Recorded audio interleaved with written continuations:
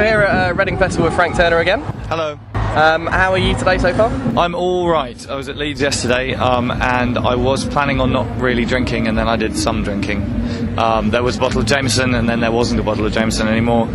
But I've been worse, so I'll make it. I've got until 5:30 to get my shit together, so I'll be alright. I mean, how are the nerves for you, kind of at this point of the day? Like, what's your? It's alright. It's fine, to be honest with you. I'm not trying to say that because I'm just so enormously self-satisfied and blasé that I don't get nervous before shows. But it's more just that, you know, I play shows all the time, and this is sort of my 9 millionth festival this year, and it's my favourite festival of the festival calendar, but I wouldn't say I was nervous. I'm quite excited, it's a better word. I mean, how did the set go yesterday? Did it go down well? Yeah, it went really well, the crowd was great. We got a circle jig going, which was nice.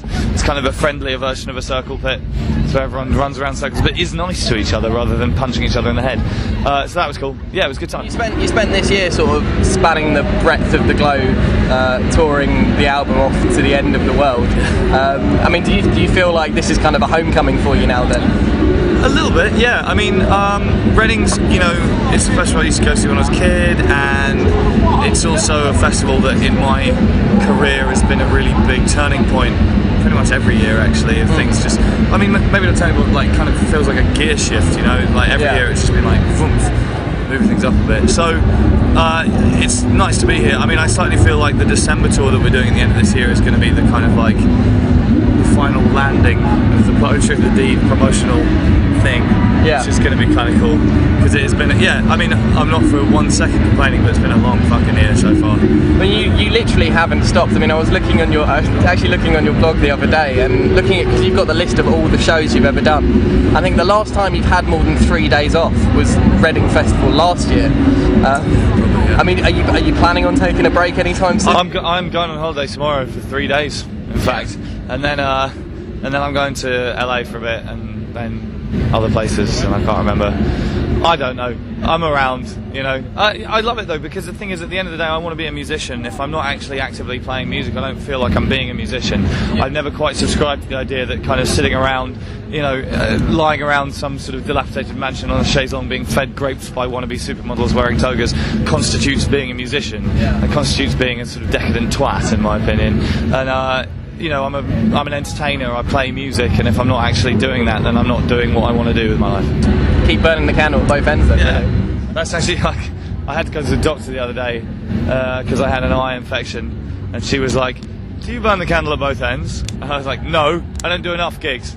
And she said, right, twat, take it easy. So obviously I'm going to take that advice, are you? No. Well, yeah, that was after a particularly heavy weekend where I had a stag do where I was the best man, followed by 3 gigs, and it was just like, You're actually, you're coming up to your 1,000th show as well. Yeah, we are. I'm keeping a steady eye on when that's going to be. I mean, we're on 910 or something now, and I don't think it's going to be before the end of this year, but it'll be early next year, and we're going to make a big song and dance about it, I think. Any sort of particular plans on the pipeline yet? Or, Well, I don't know. I mean, there was kind of some silly ideas got knocked around, like the idea of maybe trying to do 10 shows at the 100 Club, the 10th of which would be the 1,000th show. Maths, hey, crazy. But, I mean, it's a shame, because if there was one place that I would want to do it, it would be Nambucca, and Nambucca's not there anymore because it burned down. And I mean, there's the Flower Pot, which is run by the same people, but, and as much as I fucking love the place, but it's not quite the same. So, I don't know, we're kind of kicking some ideas around, seeing what we're going to do. There's been whispers of an EP coming out towards the end of the year. What can you tell us about that? Shout them. Whispers no longer. Yeah, I'm booked in the studio in January to do a new album, which is going to be out in April. And then I sat and thought about that, and thought that's fucking ages away. And I've got loads of new songs at the moment. So I thought to myself, why not do an EP? We found some studio time in September, so we're going to record, it's in like 2 weeks or something like that, we're going to record 5 new songs, which will be out in November.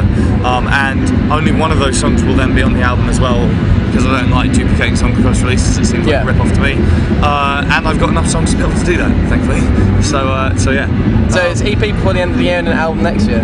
Yes, that's right. You really don't ever give yourself any time off, do you? I mean, put it this way, if Bob Dylan can dry up, which he did for a while there, then fucking anybody can dry up. And if I've got songs coming at the moment, then I feel like I should sort of like make hay while the sun shines, you know what I mean? And I can sort of start coasting and doing never-ending greatest hits tours in a few years' time when I've run out of things to say.